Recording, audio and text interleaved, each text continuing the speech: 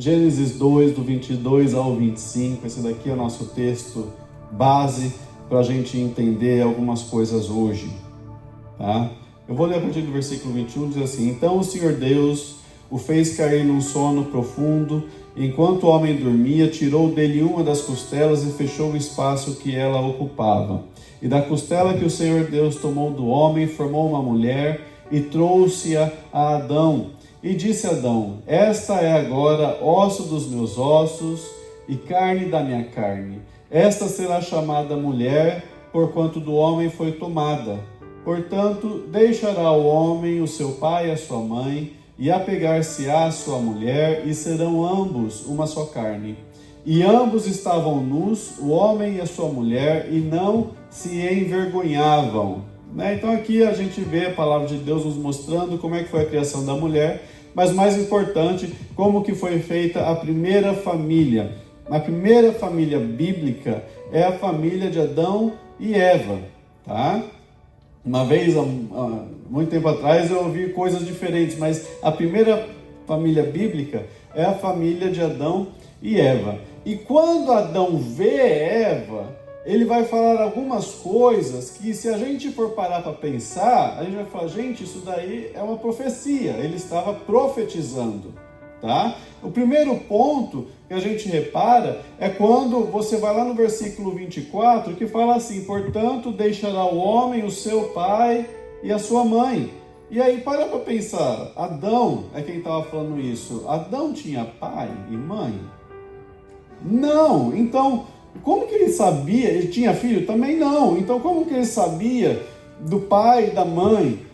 Ele estava profetizando. Então, o homem na presença de Deus, e Adão nessa época, ele estava na presença de Deus, inclusive ele fala isso diante de Deus, ele entende coisas que, aliás, ele vai falar coisas que talvez ele não entenda, mas que tem um princípio espiritual muito importante por trás disso. Mas, enfim, voltando aqui à palavra de Deus, quando você olha, e eu fiz questão aqui de marcar em vermelho, algumas coisas que Adão diz naquele momento de exultação, né? Encontrei alguém que é igual a mim. Se você for ler alguns versículos anteriores, você vai ver que Adão estava sozinho, ele tinha dado nome para todos os animais e não se achava ninguém que fosse semelhante a ele. Então ele era um ser sozinho, né? E quando ele vê Eva a primeira vez, quando ele vê, a mulher a primeira vez, ele se alegra e ele vai falar, vai dar essa profecia, né? Essa é agora osso dos meus ossos, tá? Osso dos meus ossos está falando aqui de um princípio importante para um casamento, para uma família, né? Quando a gente fala família, é o pai e a mãe. Os filhos, eles são ali passageiros, eles fazem parte de uma família por um tempo, mas a intenção é que esses filhos criem asa e eles possam agora estabelecer as suas próprias famílias. Então a primeira coisa que ele fala é: essa é osso dos meus ossos. Ossos dos meus ossos está falando de que são parte da mesma substância, são parte do mesmo princípio, tá bom? E é importante a gente entender isso. Quando você casa com alguém, quando você casou com alguém, deixa eu falar, certo?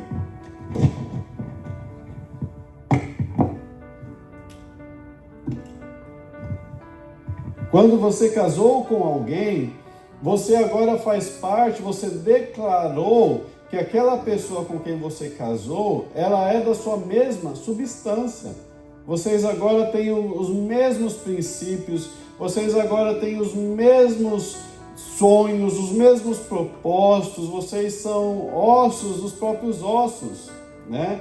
Há um tempo atrás, meu irmão estava aqui semana passada, né? E ele estava me falando de que há um tempo atrás um parente nosso veio a falecer e aí foram enterrar numa jazida onde já tinha outros parentes, né, que já tinham falecido há algum tempo atrás. E para criar espaço, eles tinham que pegar, fazer a exumação, né? Pegar aquele caixão que estava ali, tirar os ossos daquela pessoa, colocar num container, num outro saco, para abrir espaço, né? E voltar ali para a jazida, e agora tem espaço para colocar um novo caixão. Se a gente misturasse os ossos de uma pessoa com os ossos de outra pessoa, a gente iria conseguir saber quem é quem ali? Olhando? Não. Mas e se eu fizesse um teste de DNA? Eu iria conseguir identificar, opa, esse osso é de uma pessoa, esse osso é de outra pessoa? Sim. Tá? Então, quando Adão está falando aqui, esse daqui é ossos dos meus ossos, carne da minha carne, ele está falando, nós temos a mesma substância. Às vezes pode até a pessoa misturar aí no mundo, mas diante de Deus ele vai conseguir olhar ali, sem fazer exame de DNA, ele vai falar, peraí, esse ossinho aqui é desse ossinho aqui, essa carninha aqui é dessa carninha aqui. Tá? Tem o mesmo princípio, a mesma substância. Vocês, quando se casaram, determinaram diante de Deus que vocês têm a mesma substância. Vocês são um diante de Deus. Aí, vamos adiante. Vai falar o seguinte: esta será chamada mulher, porquanto do homem foi tomada. Outro princípio aqui que Adão está estabelecendo biblicamente é que a mulher veio do homem. Não é o homem que veio da mulher. Está aí comigo? Esse é um princípio importante que a gente vai ver hoje, inclusive, como Satanás tem tentado deturpar as coisas. Então, ela vai ser chamada mulher porque foi tirada do homem. Ele está determinando aqui um princípio de autoridade. Quando Deus faz a mulher, ele faz ela para estar ao lado do homem, ser a sua semelhança, ser também a sua imagem e ser uma adjutora ou uma ajudadora, dependendo da sua tradução. E ele está falando, vocês dois têm autoridade aqui. Mas dentro de vocês dois existe também um princípio de autoridade, que é o que Adão está falando aqui. Você vai ser chamada mulher porque do homem foi tirado. Não foi Deus que deu o nome mulher, foi o próprio Adão quem falou. Você vai ser chamada mulher. Então esse daqui é outro princípio importante para nós entendermos. Para uma família dar certo diante de Deus e ela estar crescendo diante de Deus para fazer aquilo que Deus quer que ela faça, essa família faça, que ela resplandeça a glória de Deus em todos os cantos do mundo, a família precisa ser unida, ossos dos mesmos ossos, carne da mesma carne. E ela precisa entender princípio espiritual de autoridade. Mulher porque foi tirada do homem. Não é homem porque foi tirado da mulher. Isso é princípio de autoridade. Aí vamos... Pode voltar? Aí no versículo seguinte fala assim: ele deixará então o homem, o seu pai e a sua mãe, e apegar-se-á à sua mulher. Aí a gente vai agora no outro versículo. Deixará o homem, o seu pai e a sua mãe. Aqui Adão está falando, e de novo ele está profetizando algo muito importante, que é a questão de independência. Quando uma família nasce, ela deve ser independente dos seus progenitores. Então, por exemplo, se a Helena, estiver casada, ela precisa ir, agora ela e seu marido, para a sua própria casa. Eles precisam ter agora o seu tempo, o seu espaço. E mesmo que por algum motivo, em algumas situações, o marido e a esposa morem junto com os pais de um ou do outro, mesmo que isso venha acontecer, essa independência ela tem que ser de forma emocional, ela tem que ser uma independência financeira, ela tem que ser uma independência de planos e propósitos. Se você olha para algumas famílias, você vai ver pessoas que elas querem viver os sonhos dos seus pais. Isso está errado. O pai e a mãe têm um sonho. Às vezes eu tenho os meus sonhos para a Helena, Eu e a Luciana, a gente tem nossos sonhos para nossas filhas, para a Lório, para a Helena. Mas quando elas crescerem, pode ser que os sonhos que Deus tem para elas sejam bem diferentes daqueles que nós temos. E elas têm que viver os sonhos de Deus, não os meus sonhos para elas. E eu preciso entender isso. Então, quando o homem deixa pai e mãe, aqui Adão está falando assim, tem que ter uma separação, um cordão umbilical, algumas pessoas vão falar, tem que ser cortado. A gente tem que ter agora uma independência. Imagina um casal que formou uma família, né? Se casou, formou-se uma família ali, mas que o marido fica ligando toda hora para a mãe para perguntar se ele pode fazer a compra do mês. Que casamento é esse, gente? Está errado. Então aqui Adão está falando, o homem deve, e ele fala do homem porque o homem é autoridade. O homem deve se separar do seu pai e da sua mãe, unir-se à sua esposa e juntos vão ser uma só carne, tá? Independência emocional.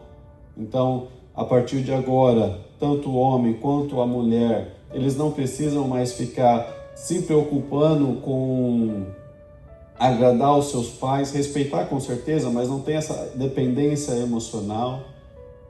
Eles têm que ter uma independência financeira. Então, eu não posso ficar toda hora na dependência dos meus pais. E eles têm que ter uma independência espiritual também. Agora você tem a sua família, você não precisa ficar, peraí que eu tenho que ir para a igreja por causa dos meus pais. Não, você tem que ir para a igreja porque você decidiu ir para a igreja. Isso é independência em todas as áreas da nossa vida. Uma vez que o homem e a sua esposa, eles se casam, agora ele deve deixar para trás o seu pai e sua mãe e unir-se à sua esposa. E aí ele vai falar assim, os dois se tornam uma só carne. Se tornar uma só carne é algo muito sério diante de Deus. Quando Adão fala isso, se tornar uma só carne, ele está falando que Deus agora olha para os dois e fala, vocês são um. Vocês não são mais duas pessoas, vocês são um. E eu já falei isso aqui, isso é tão sério que quando a gente vê lá em Jó capítulo 1 vai falar que Satanás veio e se apresentou diante de Deus, de circundar a terra, e Deus pergunta, você viu Jó, meu servo? Ele é justo, ele é fiel, ele é temente. E aí Satanás fala para ele assim, mas também o Senhor cercou ele de tantos bens. E Deus libera Satanás para Satanás tocar em tudo a vida de Jó. Faça o que você quiser fazer, menos tocar na vida de Jó, propriamente na vida dele. Você não pode matar ele. E a partir de então, quando você continua lendo lá o capítulo 1 do livro de Jó, você vai ver que Satanás vai tirar todas as possessões que Jó tinha. Satanás vai tirar todo o dinheiro, vai tirar os filhos dele, serão mortos. Mas Satanás não vai tirar quem? A esposa de Jó permanece. Por que Satanás não tocou nela? Porque diante de Deus, ela e Jó são a mesma pessoa. E quando Deus fala para Satanás não toque na vida de Jó, automaticamente incluía a esposa de Jó. Então, quando nós estamos falando aqui, quando nós vemos aqui na palavra de Deus, Adão falando assim, olha, agora eles são uma só carne, a NVT vai falar assim, os dois se tornam um só. Diante de Deus é uma pessoa. Eu e a Luciana, nós somos a mesma pessoa diante de Deus. A unção que vem sobre mim está indo também sobre ela. Quando Deus me abençoa, Deus abençoa ela. Quando Deus faz alguma coisa comigo, Deus também faz com ela. Porque Deus olha para mim e para ela como se nós fôssemos um. Um marido e uma esposa, Deus olha para ambos e vai falar, vocês são uma pessoa. E a bênção de Deus vai ser derramada sobre os dois. Existe bênção no casamento. Por mais que Satanás e o mundo tentem falar o contrário, existe bênção de Deus no casamento. Deus olha para o casamento e Ele faz questão de abençoar. Deus faz questão de estar protegendo. A gente não faz ideia da quantidade de coisa que poderia acontecer na nossa vida se não fosse a mão de Deus nos segurando, nos guardando e nos protegendo. Se você acha que é difícil estar casado, imagina não estar casado, é pior ainda. Um casamento Deus está abençoando e está guardando. E aí você vai ter o versículo 25, esse daqui já não é uma declaração de Adão, mas é uma confirmação que a Bíblia vai nos falar, é que ambos, o homem e a mulher, estavam nus, e eles não se envergonhavam. Aqui estar nu, para nós, né, obviamente era a falta de roupa, mas para nós, nos dias de hoje, está falando de transparência. Eles eram verdadeiros uns com os outros. O homem e a sua esposa não estavam escondendo alguma coisa. O que a roupa faz? Ela esconde. Essa que é a função da roupa, ela é esconder as nossas partes sexuais, ela esconde o nosso corpo. Muita gente usa de roupa para estar com o seu cônjuge. Esconde. Peraí, você pode saber de tudo, menos isso. Né? Você vai ver maridos e mulheres aí no mundo, onde um está escondendo coisas do outro, onde um tem que falar, não fala isso. Né? Você pode saber de tudo, menos dessa área. Isso não está certo. Isso é uma brecha que, às vezes, a gente vê em famílias. Não pode acontecer. O homem e a esposa e a mulher estavam nus e eles não tinham vergonha. Então é importante que num casamento haja transparência entre o marido e a sua esposa, porque senão ali vira uma brecha muito grande para Satanás fazer uma destruição. Pode passar?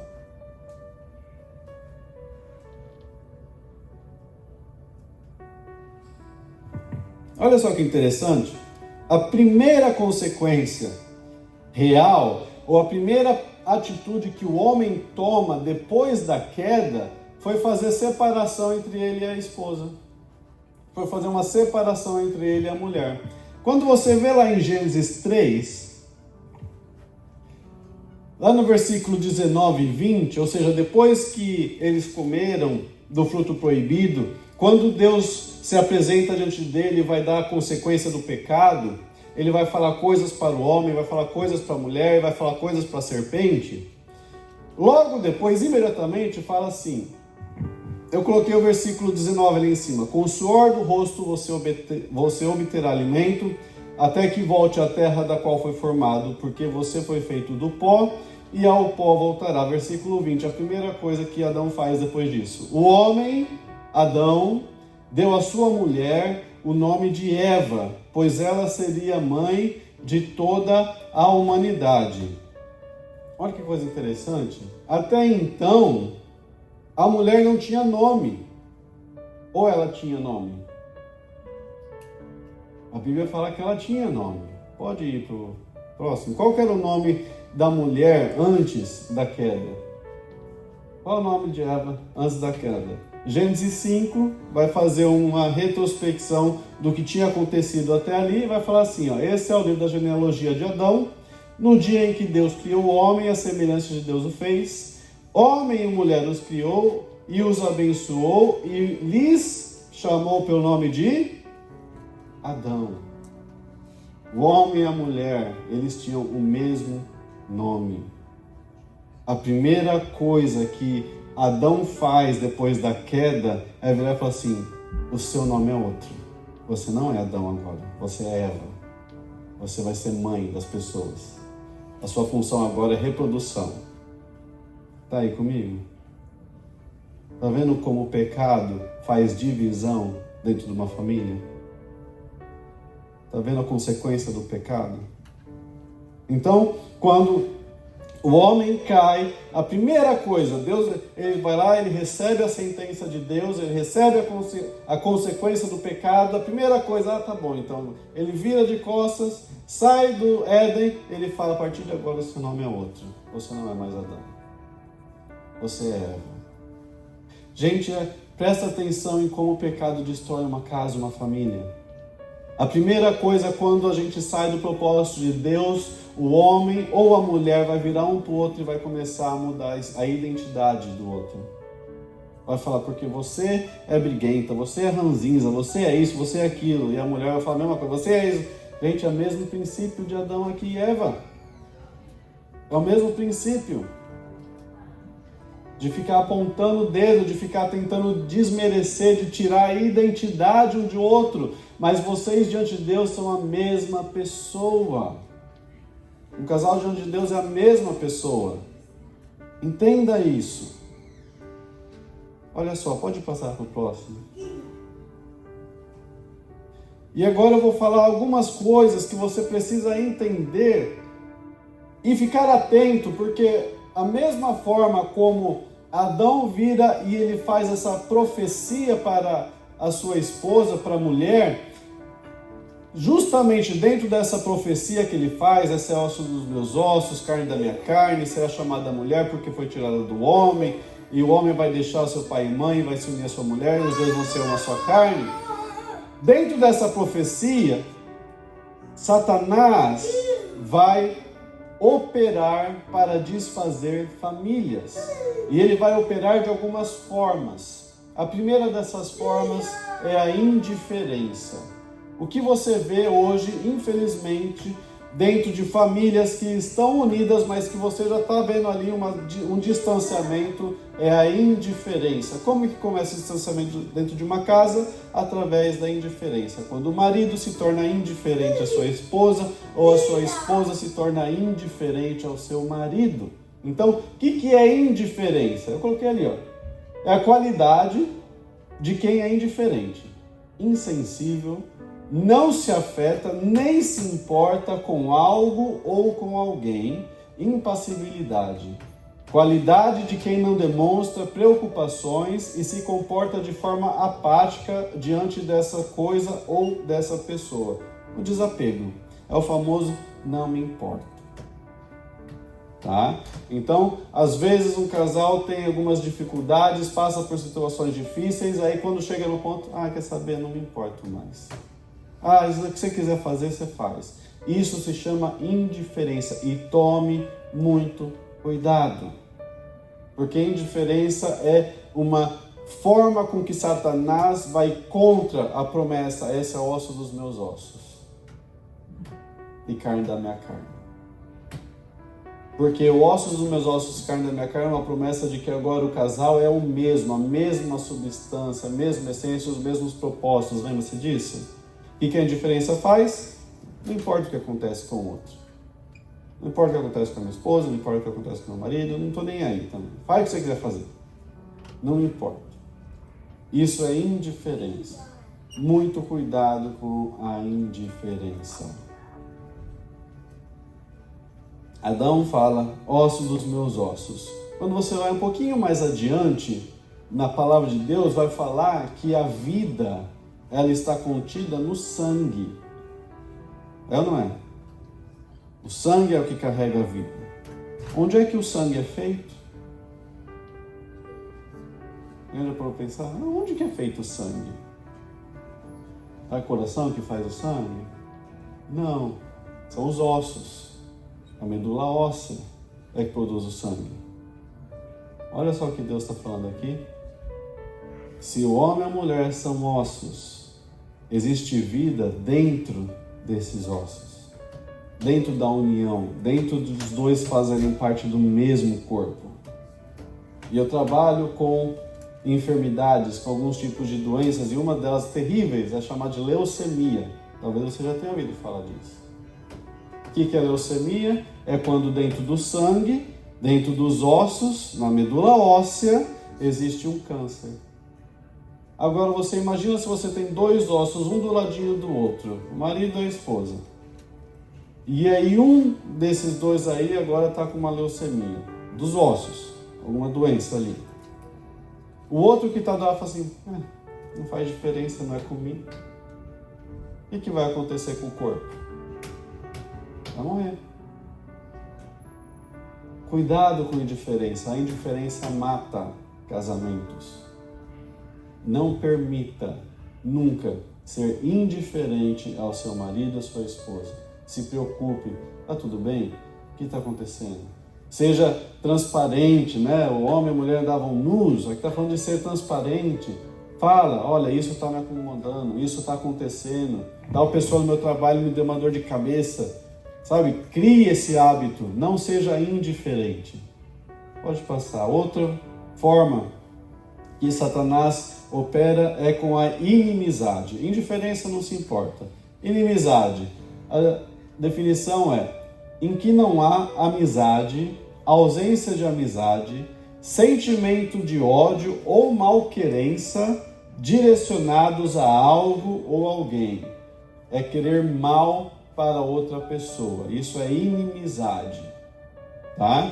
Então, isso daqui vai contra a promessa de Deus que Adão lança lá quando diz assim, que por causa de ser chamada mulher, porque do homem foi tirado. Então, essa questão de autoridade. Como que Satanás vai operar?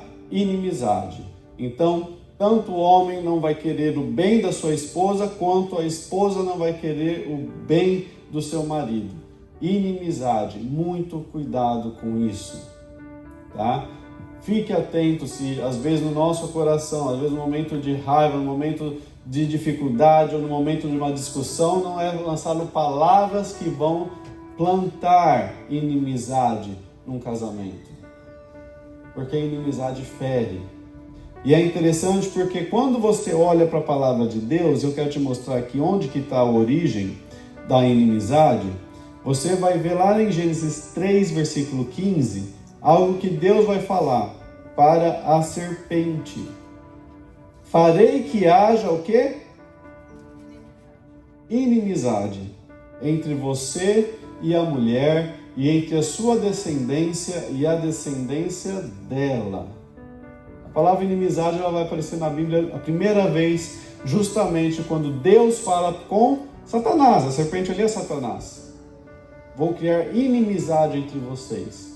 E a forma como Satanás usa de inimizade para destruir uma família é justamente operando através da mulher. Porque é assim que você vê aqui a ordem de Deus. Satanás não vai fazer amizade com a mulher, ele vai fazer uma inimizade com a mulher e com a descendência da mulher.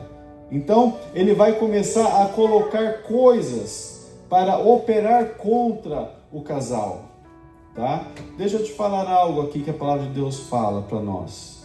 Uma mulher sábia, ela edifica o lar, a casa. E uma mulher tola, ela faz o quê? Com as próprias mãos, destrói. É o que a Bíblia está fazendo. Satanás sabe, eu quero chamar a sua atenção, mulher de Deus. Satanás sabe que você muitas vezes é quem mantém a casa de pé.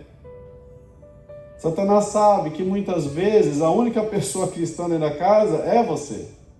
A única pessoa que está ali mantendo a casa em harmonia. Imagina uma casa onde o marido é cristão, os filhos são cristãos, mas a mulher é difícil. Tem paz nessa casa? Não. Agora imagina uma casa onde o marido não é cristão, o marido é difícil, agora a mulher é cristã, os filhos são cristãos. Existe paz nessa casa? Pode existir. Tá? Porque a mulher ela vai conseguir segurar muita coisa. A mulher é o termômetro da casa. E o que Satanás tem feito hoje é tentar colocar estresse nas mulheres. Você vai ver mulheres extremamente estressadas, mulheres extremamente machucadas por causa das coisas do mundo e coisas que Satanás vai colocando na cabeça delas, justamente para criar inimizade dentro de casa. Inimizade da esposa com o marido, do marido com a esposa, dos filhos para com os pais e assim em diante. Inimizade. Inimizade é você querer o mal. Vamos ficar atentos, gente. Aquela pastora, agora faltou o nome dela, a esposa do que escreveu A Isca de Satanás, eu esqueci o nome dela. Eles têm um podcast e ela falou: Satanás sabe que o último, para ele destruir uma geração inteira, basta ele destruir a casa, basta ele destruir a mulher da casa, porque se ela interfere na mulher de uma casa, ele consegue destruir toda a descendência. Satanás não está preocupado com o marido, Satanás não está preocupado com as crianças necessariamente. Ele quer atingir a mulher, porque uma vez que ele atinge a mulher, ele transforma uma mulher de Deus numa mulher má. Ele consegue trabalhar com o marido, ele consegue trabalhar com os filhos, ele consegue trabalhar com tudo. Então Satanás quer a mulher. Eu achei fantástico quando ela falou isso, porque é verdade. A mulher ela é termômetro dentro da casa. Uma mulher sábia, ela edifica um lar e ela faz o lar como se fosse o céu aqui na terra. E uma mulher nécia, uma mulher tola, ela destrói o lar com a própria mão. Da mesma forma, um homem de Deus, ele vai fazer aquilo que ele quer ou aquilo que é necessário? A gente viu isso com o profeta Fabinho. O homem não está aqui para fazer o que ele quer. Ele está aqui para fazer o que é necessário, o que precisa ser feito. O que eu tenho que fazer para o meu lar ser um lar abençoado? Ah, mas eu não quero isso, não é meu jeito. Não, mas peraí, o que você precisa fazer para o seu lar ser abençoado? Você vai fazer o que é necessário, não o que você quer fazer. Deus está chamando homens para estarem diante de Deus como intercessores pela sua casa, como sacerdotes do seu lar. E as pessoas usam esse termo sacerdote do lar de uma forma muito estranha. Sacerdote do lar não é um tirano autoritário. Deus não quer isso dentro da casa. Mas Deus quer sim homens que sejam atalaias, que se colocam ali na brecha, ali na muralha e vê o que está vindo aí que vai causar dano para minha casa. E ele já mata a distância, falando, não, aqui não. Satanás não quer o homem que fica só assistindo TV, ele não está nem aí. Os filhos estão indo tudo para a prostituição, para os bar da vida, e ele está assistindo o jogo dele. Isso daí não é homem de Deus.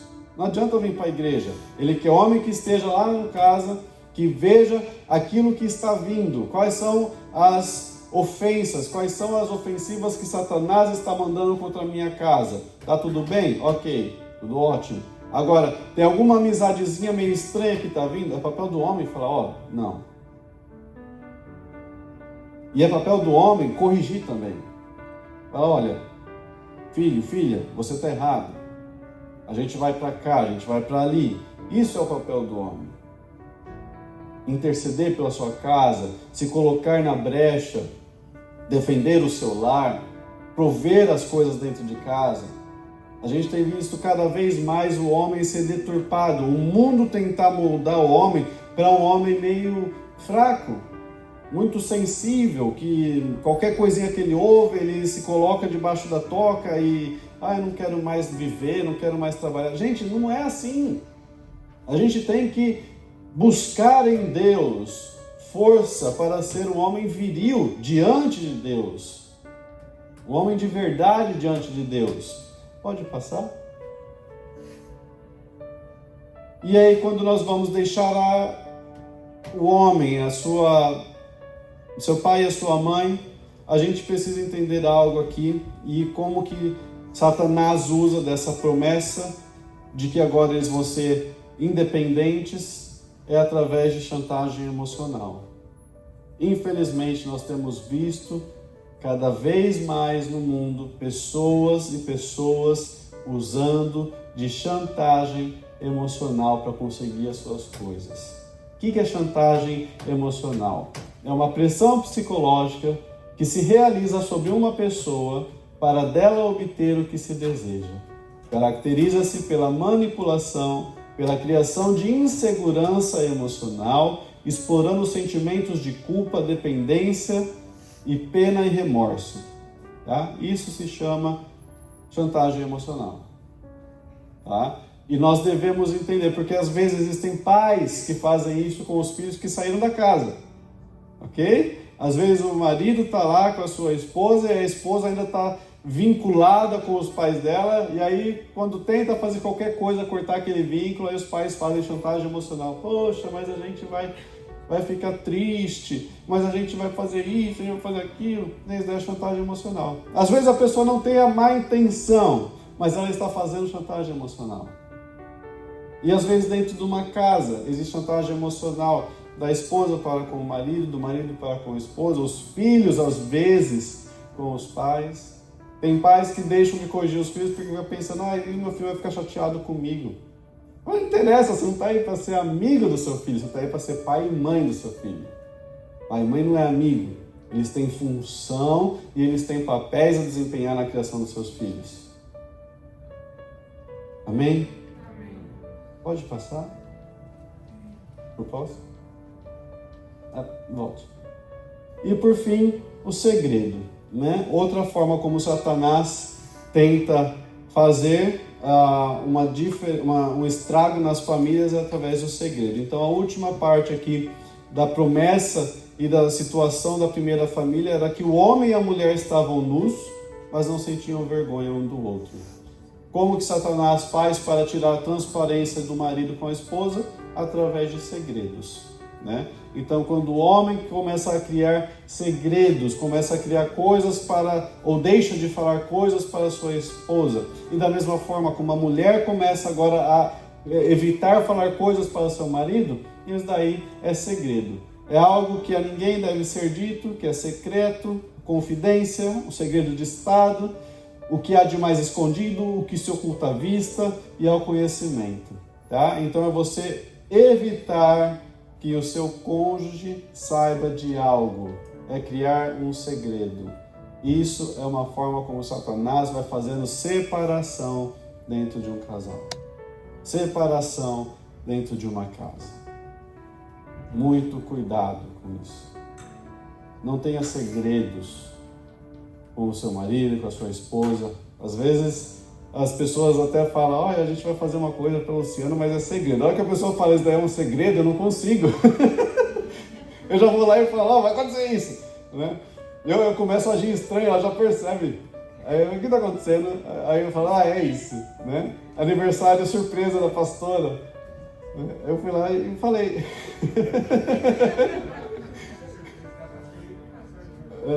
Tá? Então, é coisa, tá? Muito cuidado, não tenha segredos. Não deixe de falar aquilo que você pensa, não vou falar porque vai chatear. É melhor você falar do que a pessoa descobrir depois, ou pior ainda, de Satanás usar daquele segredo para criar uma situação. Satanás não tem boas intenções para com a família. E aí agora o último slide. Quem que você tem se aconselhado? Né? Quem tem sido o seu conselheiro? Isso aqui é importante, porque muitas pessoas às vezes vão buscar conselho em amigos que não têm a mesma visão das coisas de Deus. Então, se você é homem e mulher de Deus, conhece alguém que é homem e mulher de Deus, seja um conselheiro da parte de Deus. Aconselhe coisas que a Bíblia ensina. Não vai buscar conselho, sabe? Se você tem se amigos falam para você, olha, troque de esposa, uma coisa, e aí o amigo fala assim, não, troque de esposa, você como homem deve trocar de amigos, não de esposa. Amém? Mesma coisa, mulheres, troque de marido. Não, você como mulher então deve trocar de amigos e não de marido. É assim que funciona. Coloque-se de pé. Eu quero orar por você nesta manhã. Nós já vamos ceiar diante de Deus. E hoje Deus falou comigo quando o presbítero estava lendo aqui Hebreus 10, onde ele vai falar que o segundo saia ao primeiro para que entre o segundo, né? Hebreus 10. E esse é um texto muito importante. Quando ele leu isso esta manhã, Deus falou para mim que Ele tem coisas novas para fazer nas casas e nas famílias. Mas para Ele fazer isso, o primeiro precisa sair, o primeiro estágio, esse estágio atual, ele tem que ir embora para que Deus faça o segundo estágio. E a glória da segunda casa é ainda melhor do que a da primeira. Então, esse segundo estágio, aquilo que Deus está para fazer, vai ser ainda melhor do que você experimentou até hoje, em nome de Jesus. Então, vamos orar ao Senhor. Coloque a mão sobre o seu coração. Essa questão de família, ela é tão essencial para Elohim, que todo culto que você veio na Elohim, como é que a gente termina? Orando em família. Porque nós somos família diante de Deus. Coloque a mão sobre o seu coração. Senhor, em nome de Jesus. Senhor, aqui estão famílias, aqui estão, Senhor Deus, casais que acreditam no Senhor e que querem fazer aquilo que é certo aos teus olhos, Senhor. Em nome de Jesus, nós pedimos que o Senhor esteja nesse momento trabalhando, Senhor Deus, nos corações de cada casal, na família, Senhor Deus, que o Senhor comece a derramar cada vez mais, Senhor. Em nome de Jesus, Senhor, se existe alguma coisa que tem ministrado confusão, se existe alguma coisa, Senhor Deus, que tem criado, Senhor, separação, inimizade, Senhor, segredo, nós repreendemos agora, em nome de Jesus, Senhor. Senhor, que o Senhor comece a derramar mais e mais da tua unção, Senhor. Comece, Senhor, a derramar mais e mais, Senhor Deus, da tua sabedoria. Eu peço que o Senhor dê sabedoria a cada pessoa aqui presente, Senhor Deus, a cada marido, a cada esposa, a cada filho, Senhor Deus, e filha do Senhor. Que o Senhor comece a dar sabedoria que vem do alto, para responder quando a situação fica difícil, para falar quando a discussão vem, Senhor Deus, para que palavras que foram lançadas não firam, Senhor. E em nome de Jesus nós quebramos, na autoridade do nome de Jesus nós quebramos toda palavra contrária que foi lançada, Senhor Deus.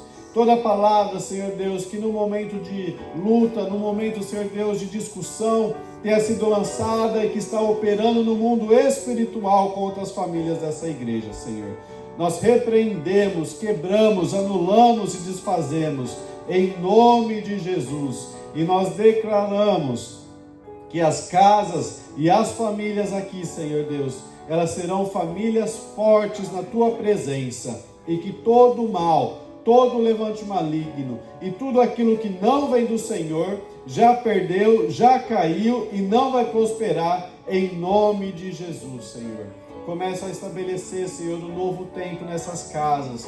Começa, Senhor Deus, a vir, Senhor, com uma unção nova, Senhor Deus, com o frescor que vem do céu, Senhor Deus, com refrigério, meu Pai Deus. Começa a estar trabalhando, Senhor Deus, no coração do marido, no coração da esposa. Senhor Deus, se um deles não está aqui, eu peço que o Senhor alcance aonde eles estiverem, Senhor Deus. Começa, Senhor Deus, a estar trabalhando a uma unção diferente, a algo diferente, algo novo da tua parte, Senhor Deus. Nós declaramos, Senhor Deus, que uma nova história o Senhor tem para nós nessa manhã, Senhor Deus, e foi profético. Existe uma nova história da tua parte para as famílias, Senhor Deus, dessa casa.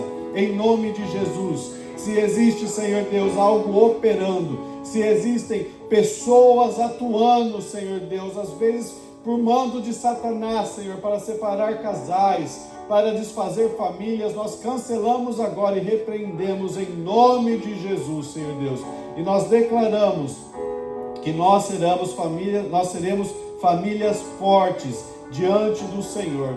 Assim nós oramos e já te entregamos toda a honra, toda a glória e todo o louvor em nome de Jesus.